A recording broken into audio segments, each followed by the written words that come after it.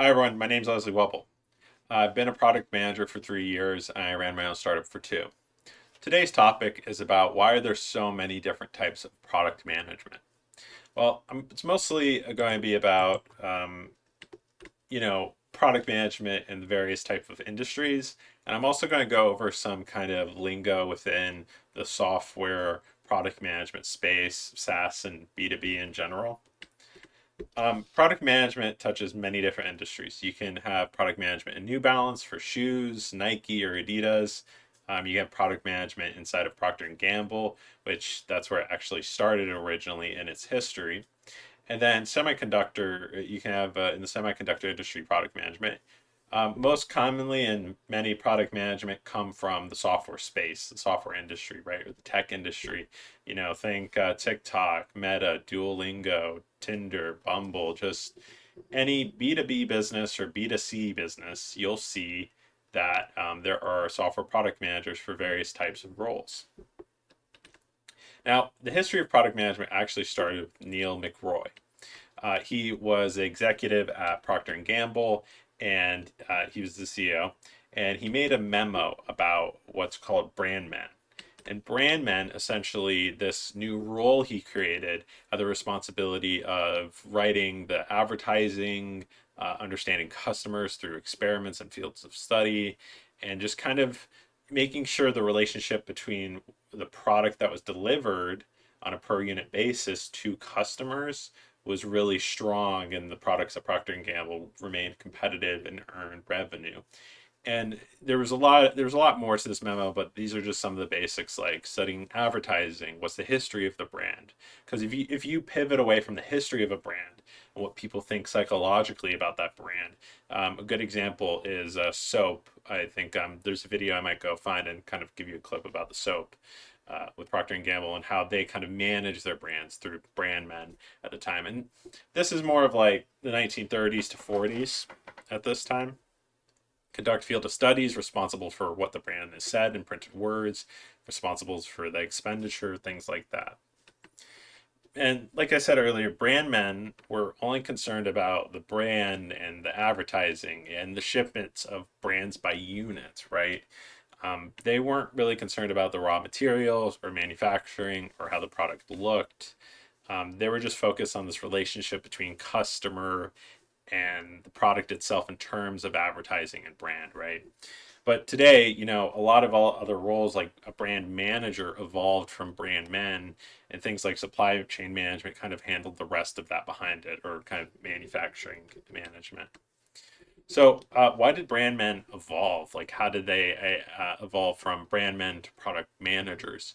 Well, it just kind of comes back to customers and competing products. When you're looking to drive more revenue within a market, you're comparing your product against other products and seeing how well those compete in terms of revenue, in terms of feature and design or functionality. Yeah, I wrote this down. If you want to drive more revenue, you need to differentiate your product by changing it in how it's designed or functioned, right? That's just kind of my theory or how I think it evolved. I think um, there's not a lot of great cited sources about how this has evolved, but there are some books you can read or articles that all kind of point back to this. So McElroy actually mentored Bill Hewart and David Packard, and they used the Brandman model to sustain year-on-year growth of 20%. So he mentored these two, and McElroy went on to help the administration, the White House, and kind of help found NASA and other aspects at that time. But these two guys ended up using the brand men within HP. And if and I'll leave some links below. You can read about this, but within HP or Hewlett Packard, they make PCs today and kind of sell them kind of like a in between manufacturer and consumer. And they developed what's called a triad organization. This is a product management concept that exists today, and it's called the three peg method. I've read online, but it's where you make a product team consisting of marketing, R&D, and production. And their goal is to just build a strategic product plan. And this is wording from the 1960s. I'm referencing a specific book that I'll mention a little later. And in this plan, they had a 5-year timeline period. And these are like some of the earliest concepts of product management that were out there. So there would be several different triads or groups or product team, product managers there, right? Within that role. And what they would do is create a plan, and then they present that to upper management. And then upper management would just choose which plan to go with, right? And this kind of allowed them in a collaborative space to express new ideas, try new things out through data, and kind of work to the best solution. HP also invented other organizational concepts such as divisions. So there's some of that that predates of how HP changed how corporations organize themselves too, which is really interesting. So the earliest word for product manager I could find was actually in this book by John Minchek, I think. Excuse me. He worked for 37 years at HP, and quote, in 1972, I became a product manager of a new HP product line of automated calibration equipment, which was aimed at the very highly specialized group of customers. And in his book, he's still alive today. This is the image I found on LinkedIn about a month ago. There, a narrative history of HP, Hewlett Packard, from 1939 to the 1990s.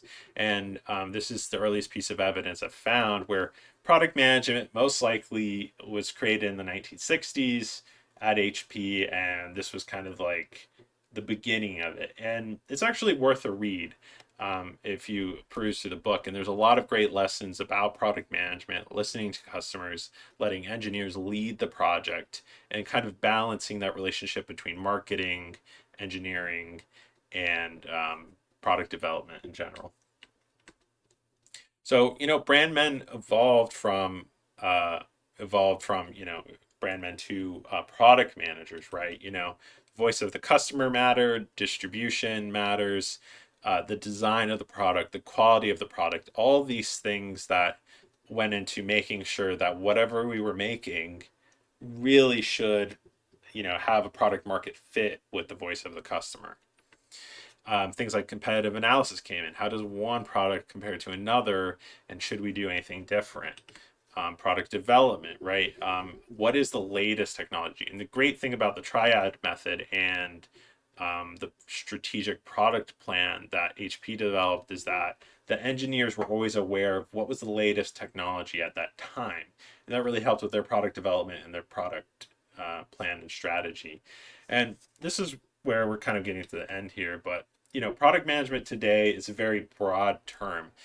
I think a lot of people, you'll be asked like, what is product management? And it's really hard to put into words for somebody, but it's just kind of understanding what customers really want out of what you're making, and making sure the rest of the company is aligned and within vision of making sure we deliver that promise, right? It's about organization. It's about collaboration, right? So product management is different for every industry, and the terminology is going to be different. If I was working at New Balance, the terminology is going to be very different, and the metrics are going to be very different compared to a software company like Duolingo. Results are, like I just said, are achieved through vision, alignment, revenue within organization. And HP really said these are what we're looking for in driving revenue. So we're going to go over some terminology. We have SaaS and B2B product management. We have business to customers, that's B2C, and then we have business to business. And I'm going to talk about some terms and ideas about software product management specifically. I won't be talking about Procter & Gamble or New Balance from here on out throughout the rest of my video series. So the first thing we'll see is that we have software as a service. That's where software is deployed on the cloud, and all you do is log in and you pay a monthly payment usually. And there's different ways to price your product. There's a whole nother video I'll make on pricing strategies and pricing differentiation and making sure that you're getting the most out of what you're giving customers and for the company. You have a private on cloud instance. So you can kind of arrange a deal with another business to say, hey, we can put this in a private cloud. No one can log in. It's a unique domain name, and we'll manage it for you through our IT services.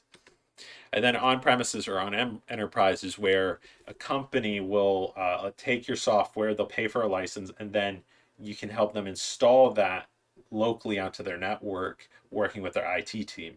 And through that, that's how you do on-premises or enterprise. And where these fit is that software as a service fits in the middle. You can have software as a service for a B2B business. You could sell your software to another business or to a customer.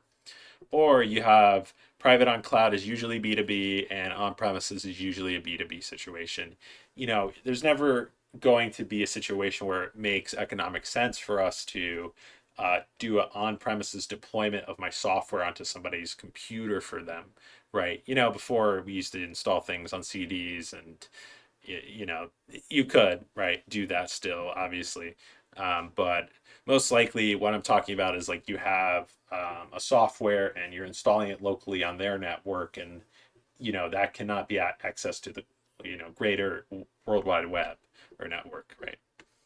So there's a few types of companies in software. You have independent software vendor, ISV. Usually these are B2B, and you'll have product managers. Systems integrators, they talk to each other. These are companies that will work with the end user or the business to make sure that you're integrating this technology from one database to another, or just helping with deployment. And then managed service providers, or MSPs, or it's outsourced IT. So a lot of companies, they might not want to spend the money on the training and the onboarding for an IT team. They will just outsource that IT work to another company and kind of rely on their system to run things. And then finally, have resellers or distributors. So, in the same way where you sell a physical product, right? You have distributors of a warehouse, and they're all connected throughout the United States and various locations and warehouses, and they get those to retail stores. In the software business, all you have is resellers who will form a contract with you to work with their customers and say, hey, we have a solution. And if they refer your solution, they get a little bit of money if the deal closes. And resellers are really, I think, kind of a hidden gem of getting software sold in the B2B SaaS space. Because without resellers, you really are not going to get a lot of market penetration. You're not really going to get very far without building the use cases and the trust, and what value are we bringing to someone's workflow. So here we have, we're going to look at Shopify really quick as an example of a platform plus a marketplace. So, a ISV, or independent software vendor, and that's Shopify, right? That Shopify as a company, as an LLC, has created this product.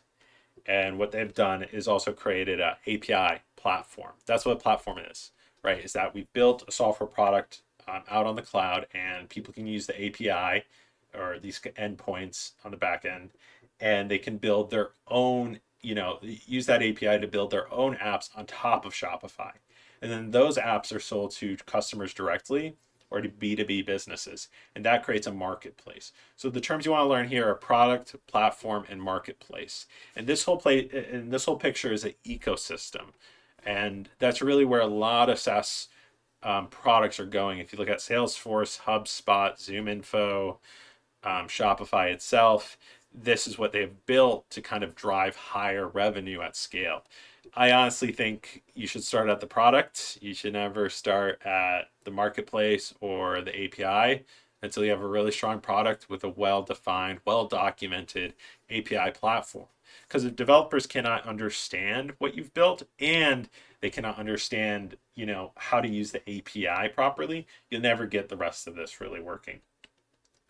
So another part is this: you have system integrators. Like I said, those developers can use the API to integrate different systems at other places. So those businesses who are integrators get some revenue for themselves, but then your API is charging that developer, those system integrators, and that business money for using the API. That's what Salesforce does on a credit-based system, right?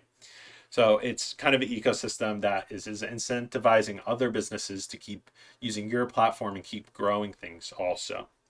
And, people are going to struggle with balancing server capacity and usage and the price and things like that. So that's always kind of a thing I think businesses need to keep control of.